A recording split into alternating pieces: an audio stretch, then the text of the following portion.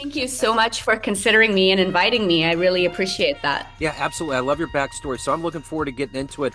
And I always begin my conversation with COVID 5 years ago. It was such a big deal, changed so many things about what we were doing as people. How did you get through that era, and how has it subsequently changed your approach to how you live today? COVID was very definitive. I've been through, as many of us have, many ups and downs in life and learned how to overcome them with a great amount of resilience.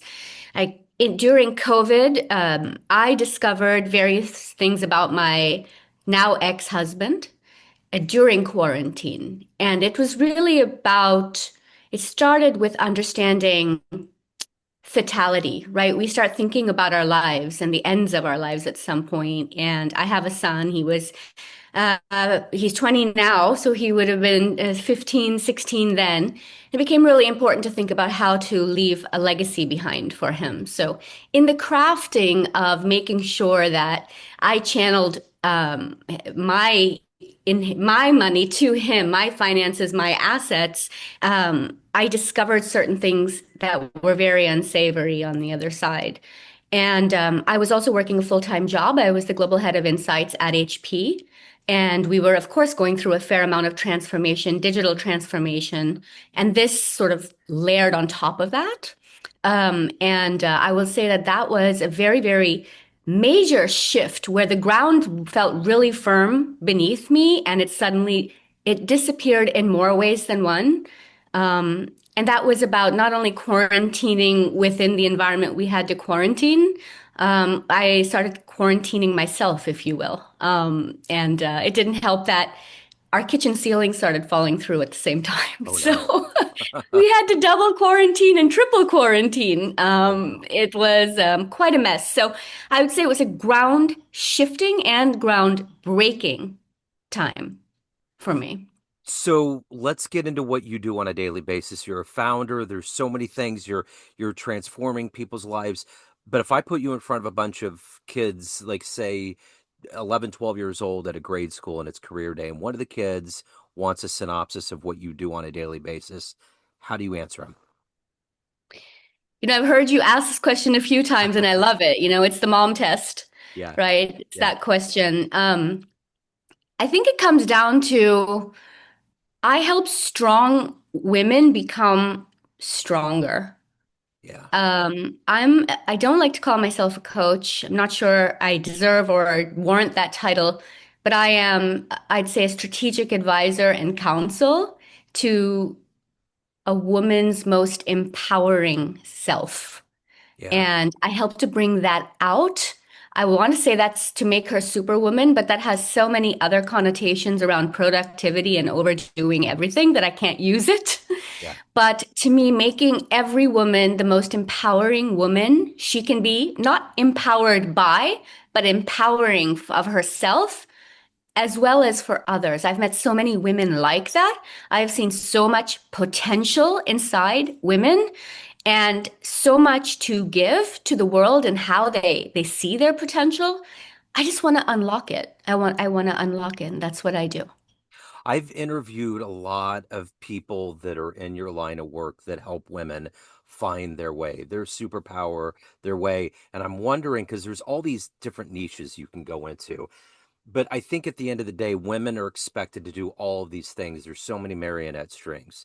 There's, wife, there's the partner, there's, being a mother, then a career. You got all these things. So my question to you is, what is your bread and butter? Are you looking for those that have been buried by their life that need to get that fog lifted? Or are what's kind of your niche market that you're looking for?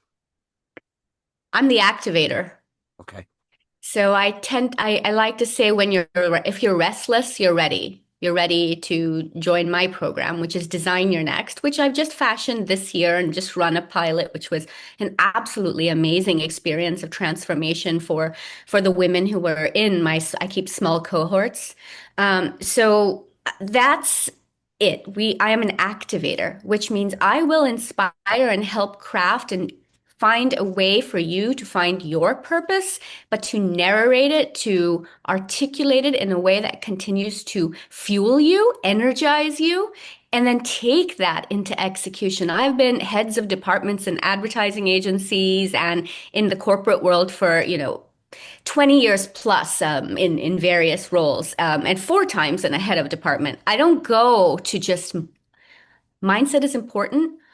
When we go from mindset to developing that into something that feels like it's doable, it's a project, it's attainable in my life, and I will let it unfold, I'm catalyzing that. I'm catalyzing the unfolding. But to do that, we first have to harness who are you, what really matters, what do you believe, for whom do you believe it, really? And what is your purpose? Therefore, what are you doing next? And we get to what do you do next? It's an 8-week program. Yeah. So all of the stages. So let's go back to the beginnings for you. Let's put you in that classroom. What did you want to be when you were a kid? What was your dream job? I had so many, so many. I wrote a poem about it once too, somewhere along the way, a couple of years ago when I was trying to rediscover who I really was. And I mean, I wanted to be a ballerina. I wanted, and this was the 80s, right? I wanted to be an air hostess. Turned out to be 5'1", so that wasn't going to happen. But I wanted to be an astronaut. I wanted to be an astronomer. I wanted to be a dentist. I wanted to be so many different things. I wanted to be a doctor. So many, many things. Actually, in the poem that I wrote ended up with, I really just want to be. Yeah. Let me be me, be, you So, know? yeah, I get it. So are you from LA originally? No, Okay. I was born in New York. I like to say, and it's true, I was born in the Bronx when my parents immigrated so in the early 70s. I then grew up, spent a lot of my Stranger Things, if you're a fan of the show, Yeah. childhood in Dayton, Ohio, Okay. and which was wonderful. So at the age of 12, though, my parents moved back for them back for me to India. Okay. So I'm a reverse commuter, if you will, Okay. and immigrating back to my ancestral land at the age of 12. So I lived in India for 12 years. I didn't speak the language, but that's a whole other backstory. It was a whole other thing. Um, and then on my own, because I needed to be independent, I left, and 12 years later, I was in Chicago. From Chicago, I went back to India again.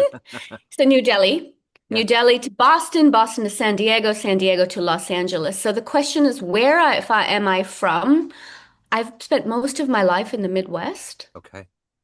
Interesting. but it's hard to actually pinpoint. I think it's where you just feel the connection, where you feel plugged in. And right now, that's where I am here in Los Angeles. So what were these early seeds that were planted into you that made you want to do so many things, to be highly driven and to finally be this catalyst for women to find their way? What were all of those early, because by the time we're three, a lot of our whole makeup is already there. Our map has been drawn. What were those formative experiences early on that led you to dream so hard? Uh, so a number of things, right? I'd say the biggest, most formative was my return to India. Yeah. I always say return. It's like a Freudian slip, Joe. Because Yeah, right. I didn't return. I Yeah. went. Yeah, yeah. Uh, but Yep. I think that is actually part of the issue, or that was part of what was formative, was that I was conditioned by my family, for better or for worse, to believe that that is where I always was from and where I always belonged. Yeah. And it's funny because my family itself was not a typical Indian family. My father was an alcoholic. My brother is on the spectrum. And it was actually a very odd move for us to move to India. Yeah. So I'd say the biggest, most formative experience was the pressure that I went from child to almost like a parent to my mother, to my family at some level, as well as the underdog in school.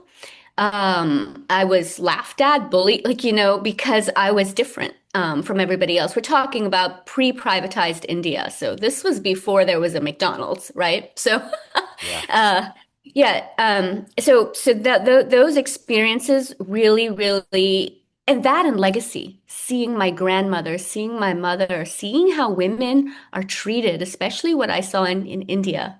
And then, of course, here, more so as it compounds, I have overcome those things and stood on my own. My family was not well to do. We did not have the money. We did not live in Centerville in Dayton, aptly named Centerville. We Yeah. lived in Moraine, actually. Yeah.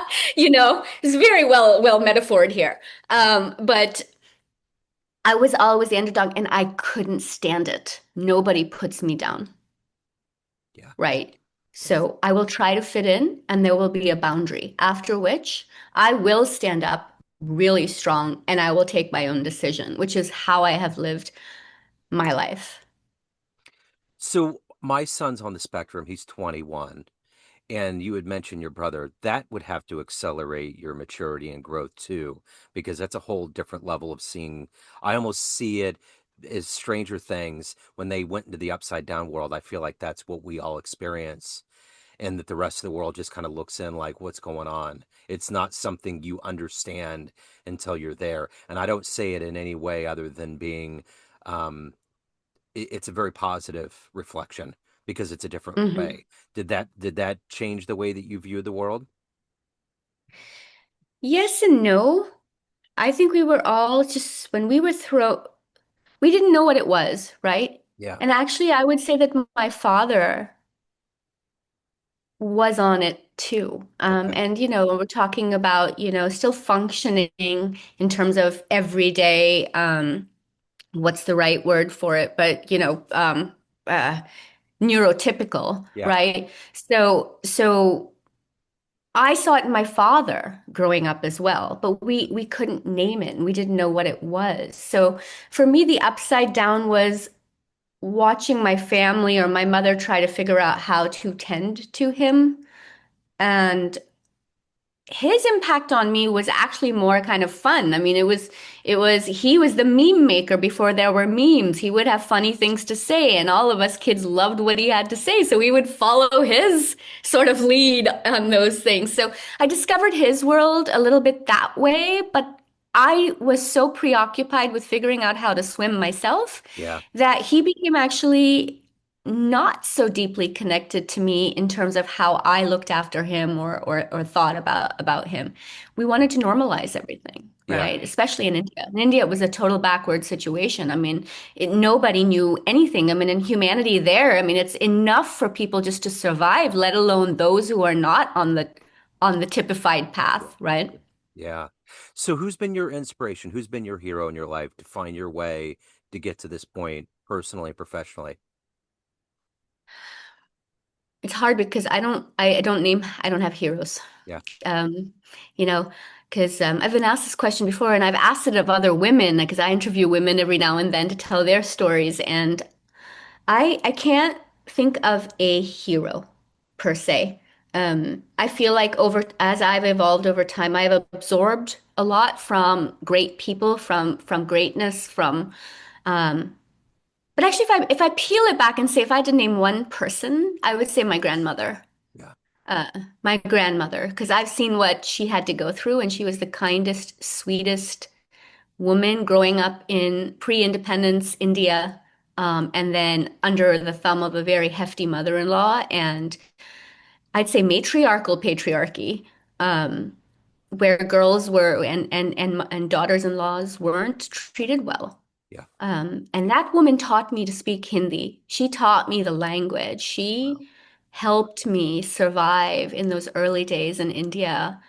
And then when I decided to move to America myself, back to America the first time, she's the one who stood up to my grandfather. And it was during a matrimonial situation, an arranged marriage situation, where I stood up and said, I'm not going to marry this guy. It's not Yeah. going to happen. And my grandfather said, your life, your family has all these stigmas.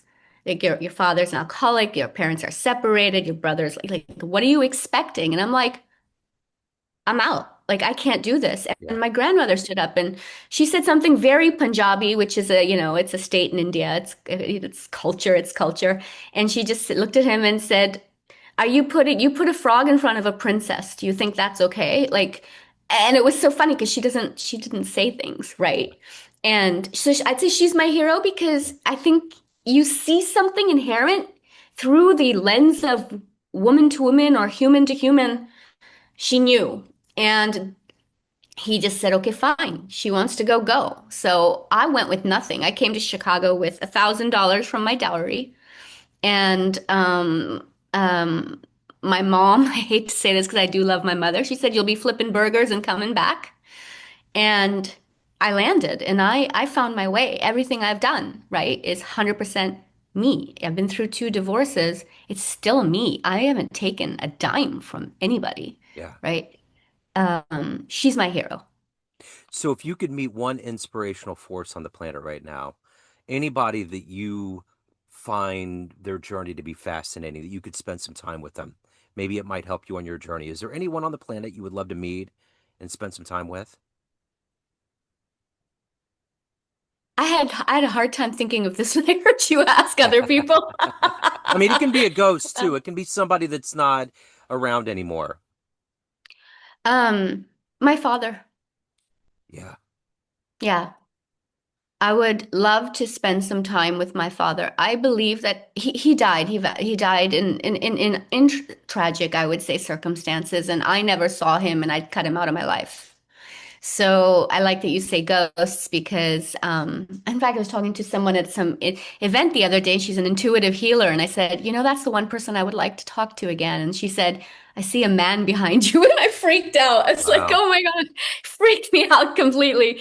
But yeah, I'd say my father, because we all have some level of greatness, but he wasn't understood, Yeah. and I shunned him and cut him out.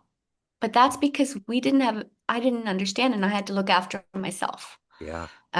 So I'd say, yeah, he's the one. I think the part of that question that I like to probe too is I think for all of us, there's somebody in our family lineage that we would have loved to have run into and talked to have an idea of whether something that was good that was a part of your family got passed along or something that was not good that became a part of the heirloom that would be good to get rid of. So I think it's interesting because it goes back so far. There's so many layers to it. Yeah, you know. Yeah. So let me ask you this. What is it when the alarm clock goes off in the morning that motivates you to do this work? Because you ultimately have to get into the minds of other people and it can be messy. You have to protect yourself. You have your own soul to take care of.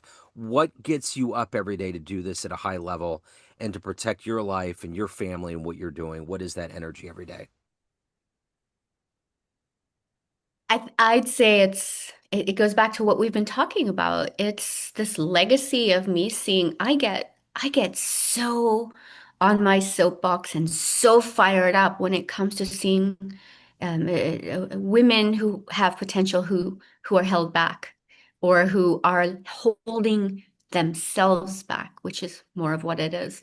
That's what gets me up. It's just like I can just pass through in my head and go, okay, this woman, this fires me up. The cohort I just did. In fact, I was just co-working that with them before this call.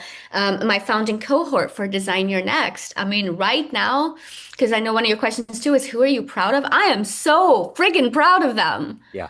These are high achieving women who felt stuck. High achievers, not, and who would probably I can't send them to Brené Brown's book or Carol Dweck, even though I love them, right? Like these are women who don't want self-help. They they need to move. So they're the catalysts. I know there are so many women out there like that. And to champion them, my mission, my purpose is to inspire and activate creative confidence in women so they can define success on their terms. It may sound, basic or whatever. That is it. And when I see their success, it makes me so fired up. And that's what matters to me now is 'cause with them I rise, right? Yeah. So, yeah. So if you were to run into that version of you before you came to Chicago, you were leaving India, you were going in, you had all these voices saying it wasn't going to work out, and you had a book in your hand, and it was the book of your life so far, and you handed it to that young version and said, "This is how it all turned out." Would that young version of you believe it? Yeah. Okay. Yeah, absolutely. It would say it was sorry for some of the things. I walked into and some of the choices I made. Not sorry that they happened, just I mean, sorry that I had to go through those things to be myself and to find myself. But that version of me would absolutely believe it. I'm independent. I live in an apartment in Beverly Hills. It's a modest apartment. Let me please be very clear. You know, I'm financially independent. I have touch wood. I have a son at Georgetown University. He's about to be 21. And I have my own. I'm doing something that is meaningful and that I hope contributes to more women. And my son is proud of me. Yeah. Yeah. Yeah. So of everything that you've done in your life and evolved to, what are you the proudest of? I'm proud I'm proud of me. You know, there Yeah. was this Sure. this Snoop what was the Snoop Dogg quote once where he's like, I'd like to thank myself, Uh-huh. you Uh-huh. know? Yep. Uh yeah. I did it. I did this, and I'm actually proud of where I'm about to go. Yeah. I know for the first time in my life, while I've climbed the corporate ladder, I've stood on my own 2 feet, I know for the first time in my life, in my bones, that what I'm doing is gonna be great. Yeah. So let's But that's new. yeah, sure. Well, and we're going into a new year too. So let's take this one step further. Everyone has a perception of you, family, friends, clients, everyone that knows you, but you're the one running the show. What is your perception of you? Who do you think you are? I just did this whole IFS. I read the book. Do you know about Uh-huh. IFS, so Yeah. internal family systems? So someone gifted me the book actually from my founding cohort. And I've done a lot of assessment of me recently, Yeah. Yeah. um, just on my own through the book. And so my assessment is I have discovered that there is a part of me that is in my breastbone. I feel her, who is overprotected by uh, uh, um, what I call the wall, the stoic. There's somebody in me that's the stoic who protects me, that tender part. And I feel that person. I feel that. There's the cleaner who likes to make sure things are all neat. There's the prover who is climbing just for the to prove herself constantly. To whom? I don't know. Like, yeah, to society. Let's be very honest. Yeah, you know. And there's the performer who breaks out into like being the ham. Like right now, I'm glad I'm not that person, but I could be hamming it right now. Yeah. She automatically comes out. Okay, so I can't control her. It's embarrassing sometimes. But so my perspective of myself now is that I know what I'm here for. I am happy with the wonderful people I'm meeting, and I'm optimistic, and I'm always saying yes to doing more of that, to having those conversations. And that's, I guess, that's who I am. And I'm very rigorous. I'm a researcher, but I'm also very imaginative. I recently asked ChatGPT my user archetype. Someone had suggested doing this professor of marketing at Northwestern, whom I adore. Um, and I'm apparently the visionary strategist with undertones of reformer. So, Awesome. That's totally cool. yeah. Yeah. What a great. That's perfect. So if people out there want to take the next step, they want to hire you, they have questions, they want to reach out, where's the best place to go? Design your next dot studio. Okay. Okay. Yeah. Uh, okay. I will put that in the show notes and make sure that that's loud and clear. Um, so let me ask you this. As someone that's traveled a lot, that obviously has an adventurous spirit, if you could go anywhere in the history of time and see one event with your own eyes, see the event unfold, it won't create a tear in time. You just get to see it happen. Where would you go? What would you see? I'd go to see the Gandhi March, the march that Gandhi led. Yeah, that Yeah. would be intense. Because there Yeah. was a whole lot of people. I mean, that thing was just spilling with people. Absolutely, absolutely. I would go to somewhere during that era, that time when my family and my family used to live in Pakistan before it was Pakistan. We're Hindu, but we lived in Pakistan. Yeah. Um, I would like to see that hour. I would go. This is the actual first place I thought, but it's a bit scary. Is Amritsar, which is where the British shot a bunch of people who were peacefully protesting. And I've been to the space. Yeah. I've been there to that garden. It's a walled garden, and they just came in and they shot them. And Wow. while I don't want to see that, I could feel, you can feel, you know how you go and you can just feel Yeah. those vibes. Yeah. Um, yeah, I I've, want to witness it. yeah. Not that, Really. but Right. independence, the movement. Yeah, Because totally. I believe that movement is that was incredible. Well, whatever people say or don't say about Mahatma Gandhi, the movement was incredible. So was he kind of seen as a deity? Is there pictures everywhere? Is he still revered? Is It's a very split opinion Gotcha. on him. Yeah. Okay. Okay. There's a lot of good and bad. In fact, I just got his book, My Experiments with Truth. Yeah.